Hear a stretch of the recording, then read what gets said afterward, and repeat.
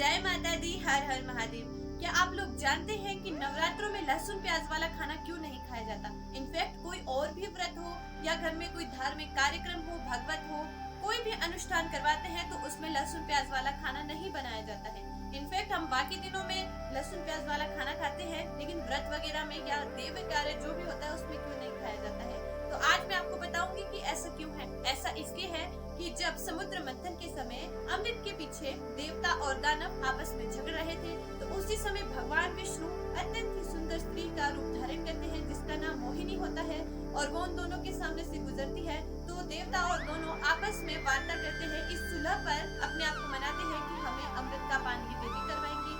तो वो उनको एक पंक्ति में बिठा देती है, एक तरफ देवता लोग बैठे होते हैं और एक तरफ दानव लोग बैठे होते हैं। तो वो बारी बारी से एक बारी में देवताओं को अमृत का पान कराती है, एक बार दानवों को अमृत का पान करवाती है। तो जब वो ऐसा कर रही थी तो उनमें से एक दानव ने देख लिया कि वो देवताओं को कुछ और पिला रही है और दानवों को कुछ और पिला रही है, और वो चुपके से जाकर देवताओं के बीच में बैठ जाता है और उसे भी अमृत का पान हो जाता है। तभी चंद्रदेव भगवान जी से कहते हैं कि भगवान, यह तो राक्षस है और इसने अमृत का पान कर लिया है।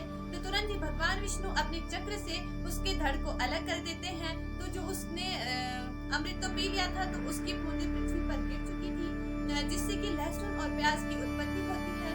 क्योंकि उसने अमृत का पान कर लिया था, तो इसलिए लहसुन और प्याज में औषधीय गुण पाए जाते हैं जो कि हमारे शरीर के लिए अत्यंत ही लाभदायक होते हैं। परंतु क्योंकि वह राक्षस था, उसमें तामसिक प्रवृत्ति आती है, तो इसलिए माना जाता है कि व्रत हो या कोई भी धार्मिक कार्य हो तो उसमें प्याज लहसुन को खाना निषेध माना जाता है। हमें तो वैसे भी नहीं खाना चाहिए, क्योंकि प्याज लहसुन को तामसिक भोजन कहा जाता है और हमें सात्विक भोजन करना चाहिए, जिससे हमारी बुद्धि, हमें सद्बुद्धि मिले, हम कोई गलत आचरण ना करें, गलत मार्ग पर ना जाए।